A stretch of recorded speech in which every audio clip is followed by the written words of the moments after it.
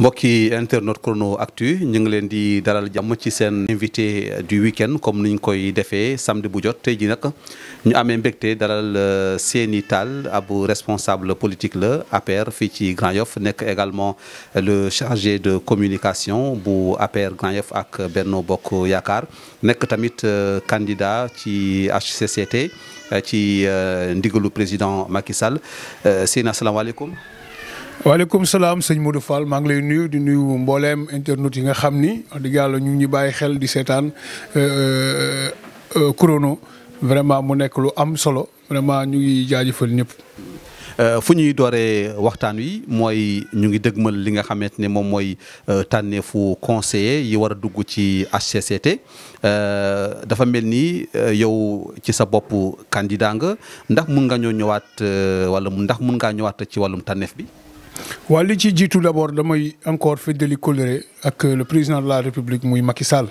mu nekk koo xam ne wax dëgg yàlla moom bu ñu amee benn engagement politique bi moom Macky Sall moo tax bu ñu demee tey di rey suñu bopp ci politique Macky Sall moom moo tax parce que yàgg nañ nekk des acteurs communautaires te mosuñu dugg ci politique. donc nag maa ngi nuyu képp koo xam ne véritablement soldaaru président Macky Sall na nga yaa ngi taxawu président Macky Sall mais également aussi à travers Macky Sall yaa ngi taxawu réew mi parce que le projet avec Macky Sall c'était ça, c'était pour taxaw réew mi taxawu askan wi taxawu communauté bi fépp foo xam ne rek soxla nañ ñu fa ñu mën faa taxaw amal leen njëriñ wuyoo effectivement la nga xam ne ñoom loolu la ñuy xaar ci ñun. donc nag HCCT bii ñu jëm benn prolongement la par rapport ak suñu xeex ba nga xam ñu ngi koy xeex depuis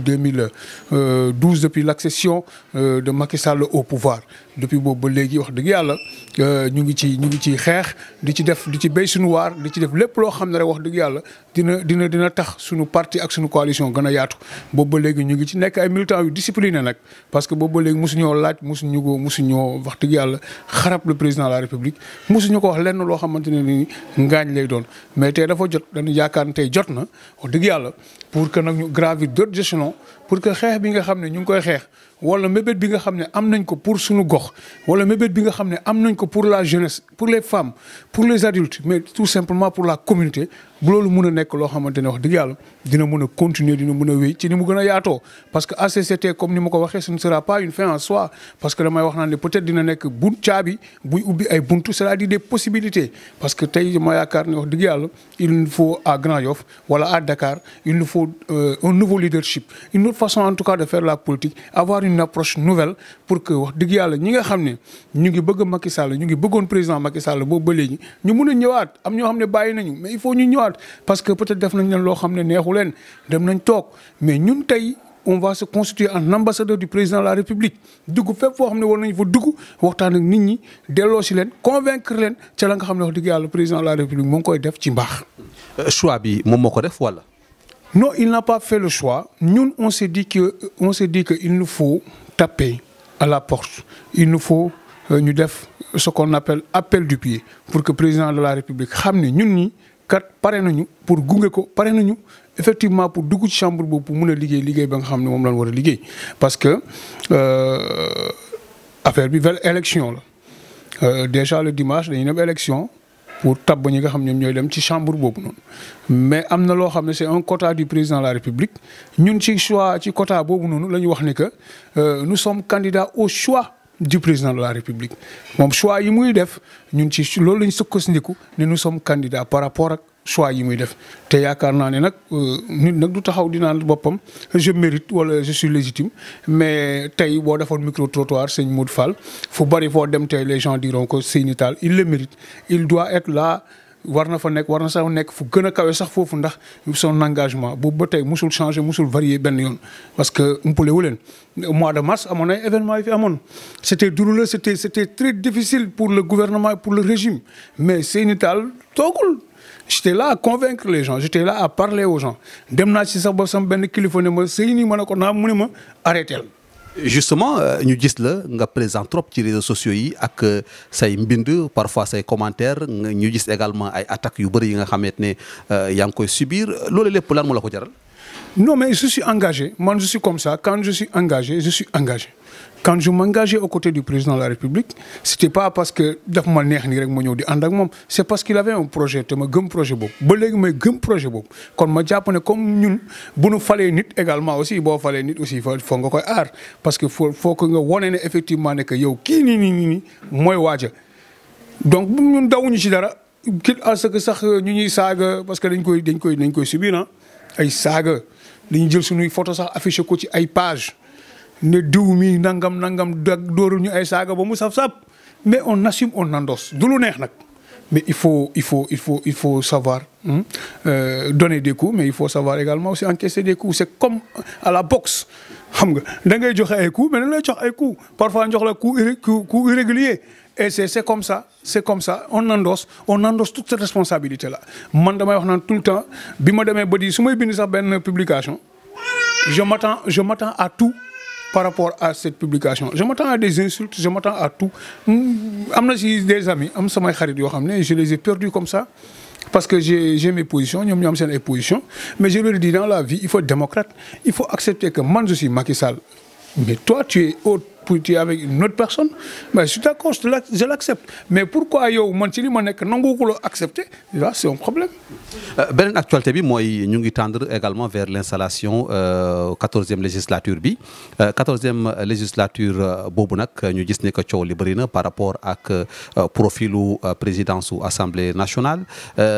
d'abord au niveau de la coalition Benno Bokk Yaakaar ndax yow am na profil boo jàpp ci sa xel.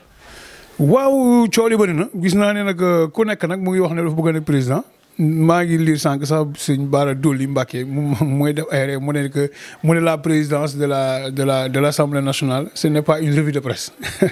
ma gis na rek ñoom ñi àndoon rek ñu ngi commencé am ay muskile seen diggante ndax nag waaw xam naa yëf yi nag dafa mel ni boo ci jotee da nga jot lu neex mais nag pour revenir à la question man je pense que tey la personne la plus légitime moom mooy ka nga xam ne moom le président de la République di tànn pour man parce que comme ñun jox nañ ko nopp on va attendre que également aussi mu joxe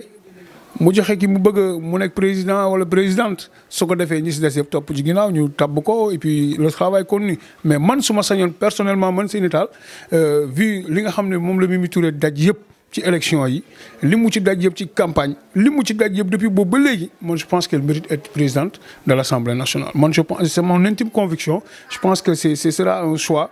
légal un choix judicieux un choix légitime mais également aussi c'est une personne boo xam ne jar na ko parce que am na xam-xam bi am na dayo bi am na tout ce qu'il faut pour être présidente nekkoon na premier ministre. beneen bi aussi mooy assemblée nationale boobu déjà débat bi commencé na ak ay réactions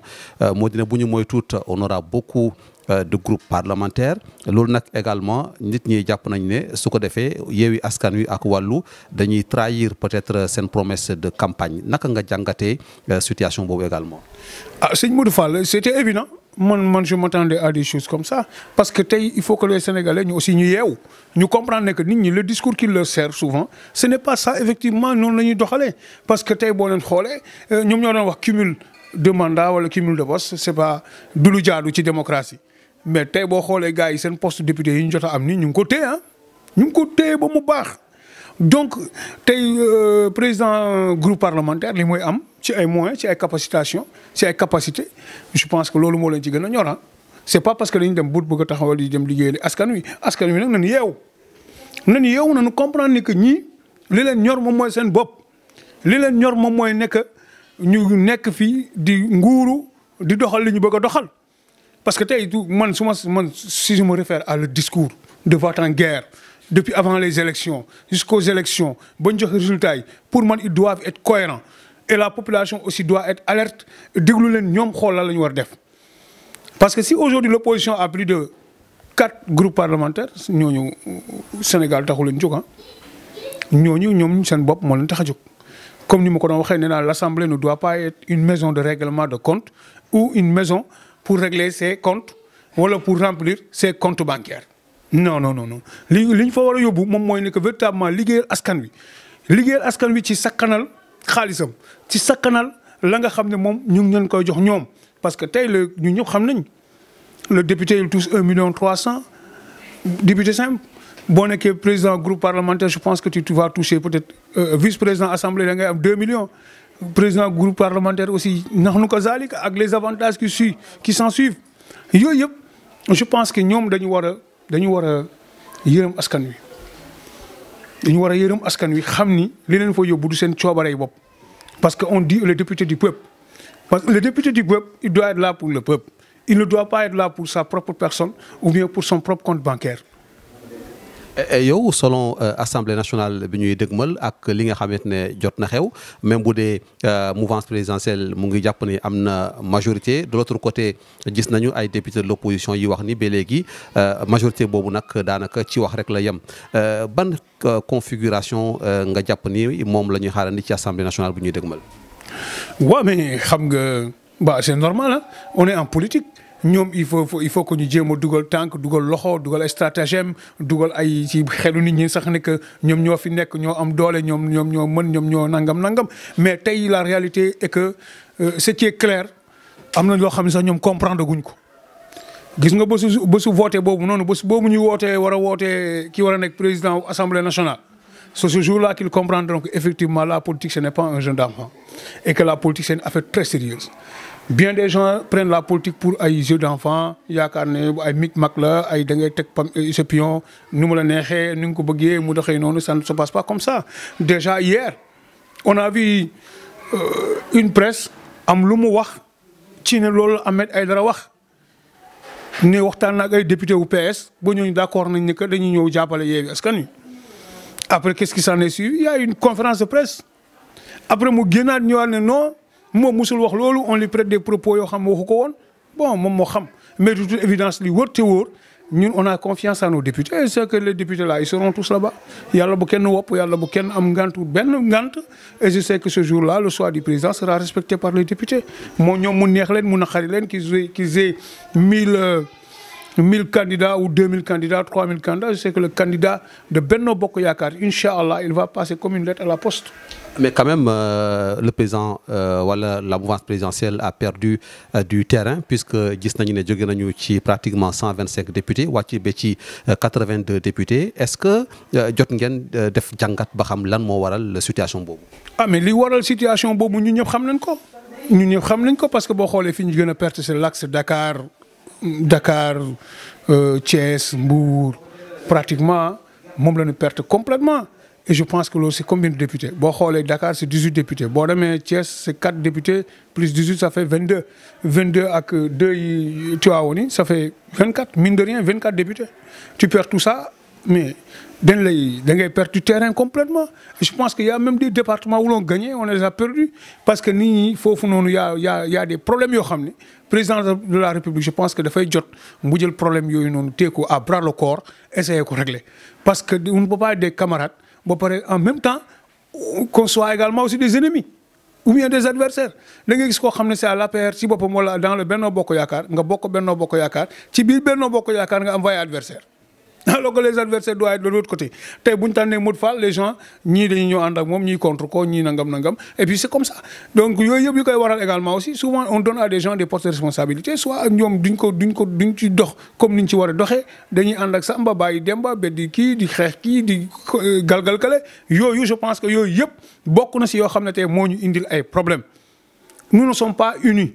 nous ne sommes pas ensemble. Et souvent les choix des fois am na choix yoo xam ne également aussi dañ koy def te choix yooyu tamit du baax c'est pas des choix yoo xam ne nii voilà il y a une certaine unanimité bon on n'a pas peut-être besoin de l'unanimité parce que c'est pas possible mais au moins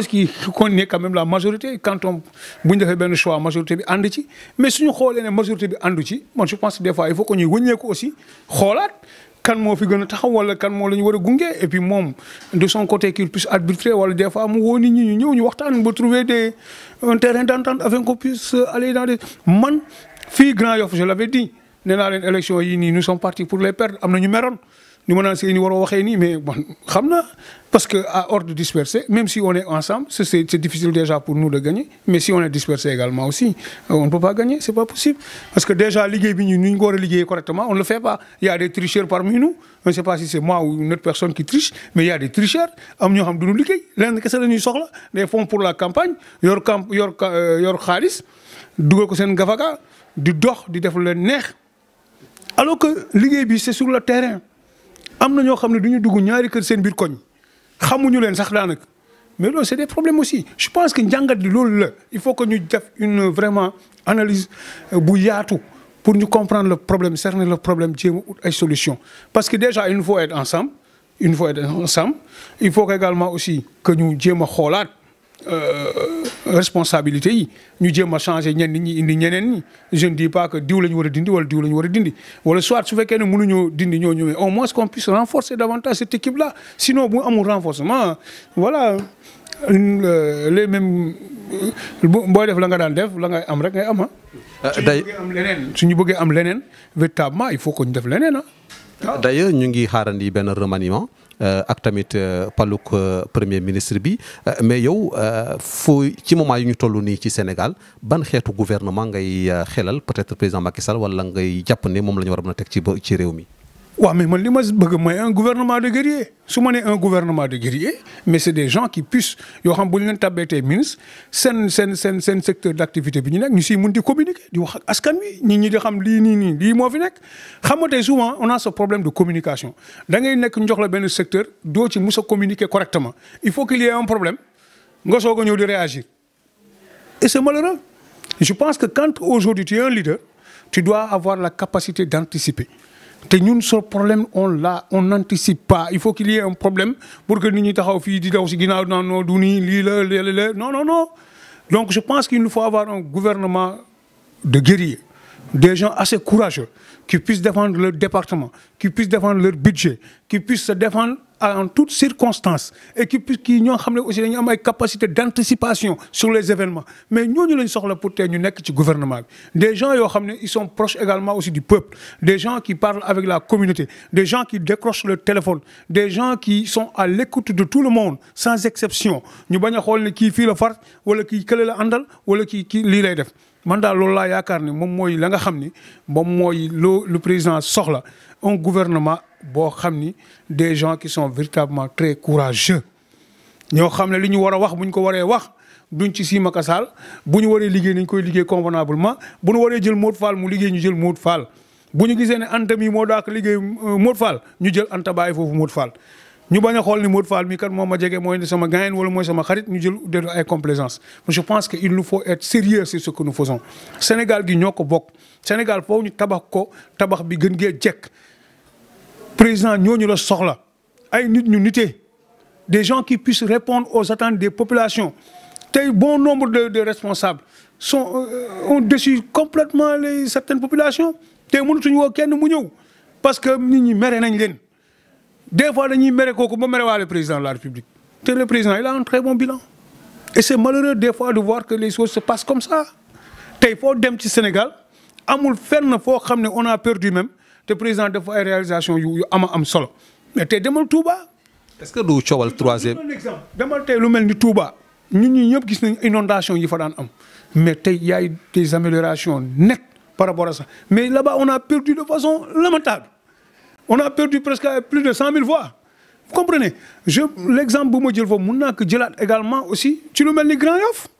mais pourquoi on perd Grand Yoff c'est pas parce que ceux qui sont là font un travail extraordinaire non gisuma ko man gisuma liggéey boobu mais li fi président Macky Sall def on était dans des dispositions provisoires à chaque fois concernant les inondations le président def ay réalisations yu am solo ba tey ndox mi bu tawee 1 heure de temps ndox mi jógee Grand Yoff fenn kese laa gis ne ndox mi daf fay xaw a yàgg tuuti te je pense que ça mu ngi am amélioration mooy ci station Shell bi fële ci kaw donc moo jëlee bourse sécurité familiale on en a ñu ñëw ci ëppale loo xool rek ci Sénégal wax dëgg yàlla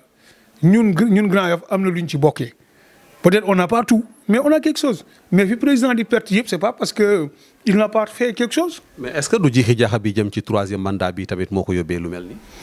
mais troisième mandat bi je ne crois pas il y a pas de troisième mandat fii li fi am bon c'est ce que les gens vont dire troisième candidature parce que ce qu'on peut dire c'est effectivement troisième candidature on ne peut pas parler de troisième mandat parce que troisième mandat amul.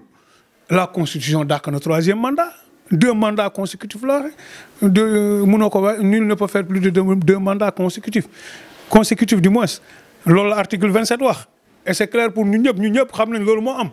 léegi nag il faut comprendre de là que Macky Sall ban constitution moo ko fal en 2019 constitution bi ñu voté woon en 2002 moo ko fal wala la constitution bi ñu voté woon en 2016 moo ko fal en 2019 boobu mooy wax ay mandat wu 5 ans mandat wu 7 ans amul foofu également aussi bon on va me dire ne que président Macky Sall waxoon na lii président Mimi Touré waxoon na lii keneen waxoon na la mais la constitution